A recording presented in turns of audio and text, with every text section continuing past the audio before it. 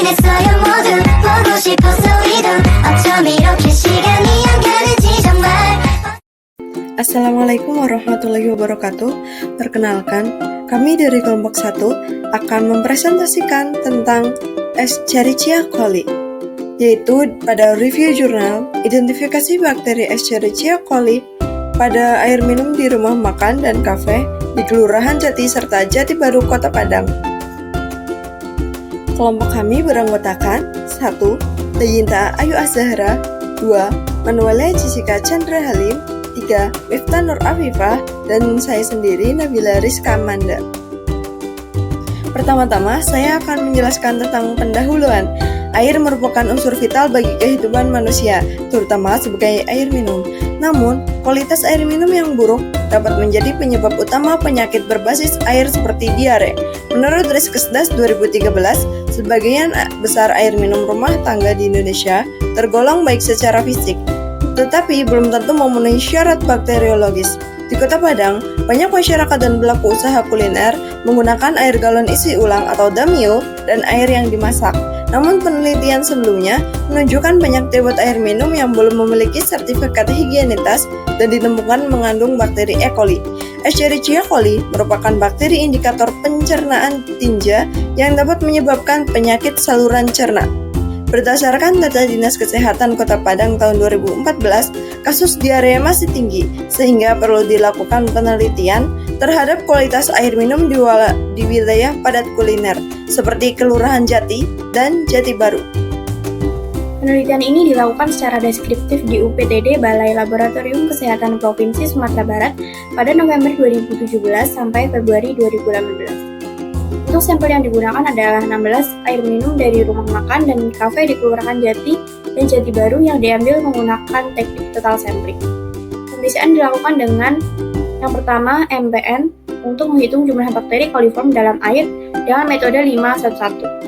Yang kedua, uji McConkey agar untuk mengidentifikasi bakteri E. coli berdasarkan warna koloni merah muda yang khas. Hasil kemudian dianalisis secara manual dan disajikan dalam bentuk tabel. Hasil penelitian ini yaitu dari 16 sampel air minum, 13 sampel atau 81,25% menunjukkan hasil positif mengandung bakteri coliform, sedangkan 3 sampel negatif. Nilai indeks MPM tertinggi adalah 115/100 ml pada 2 sampel dan 96/100 ml pada 1 sampel. Sedangkan nilai terendah yaitu 2,2/100 ml. Hasil pemeriksaan MCA menunjukkan bahwa semua 13 sampel positif coliform juga positif mengandung E. coli.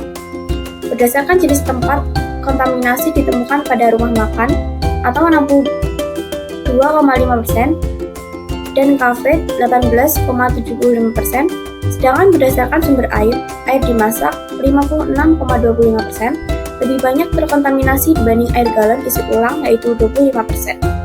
Secara umum, sebagian besar air minum dikategorikan kurang baik hingga amat buruk berdasarkan nilai MPM-nya. Selanjutnya adalah pembahasan. Hasil penelitian menunjukkan bahwa sebagian besar air minum di rumah makan dan kafe tidak memenuhi syarat bakteriologis sesuai Permenkes nomor 492 Menkes per 7/2010 yang mensyaratkan kandungan E. coli harus 10/100 ml air. Kontaminasi dapat terjadi akibat beberapa faktor, antara lain, yang pertama, sumber air yang tercemar limbah atau tinja. Kedua, peralatan penyimpanan dan wadah yang tidak steril. Yang ketiga, distribusi air yang tidak higienis serta kurangnya kebersihan tangan pekerja saat pengolahan air. Selain itu, asumsi masyarakat bahwa air dimasak selalu aman ternyata tidak sepenuhnya benar, karena air yang sudah dimasak dapat kembali terkontaminasi jika disimpan dalam wadah yang tidak bersih atau dicampur dengan air mentah. Keberadaan E. coli menunjukkan adanya pencemaran feses manusia atau hewan yang berisiko menyebabkan penyakit seperti diare, muntaber, dan gastroenteritis.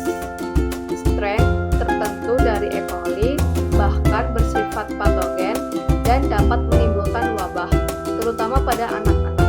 Karena itu, perlu dilakukan pengawasan dan edukasi terhadap pelaku usaha makanan mengenai pentingnya sanitasi dan kebersihan dalam penyediaan air minum.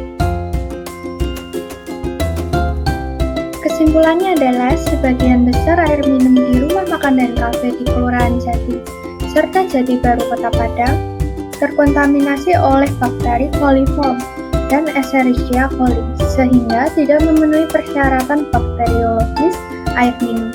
Kondisi ini menunjukkan resiko tinggi terhadap penyebaran penyakit berbasis air di masyarakat. Diperlukan pengawasan ketat, peningkatan kebersihan peralatan, pemeriksaan laboratorium berkala, serta edukasi tentang sanitasi air minum bagi pelaku usaha kuliner agar kualitas air yang dikonsumsi lebih aman dan layak dikonsumsi. Baik, sekian presentasi dari kelompok kami. Mohon maaf atas kekurangan yang kami lakukan, baik itu disengaja maupun tidak disengaja. Wabillahi taufiq wal hidayah.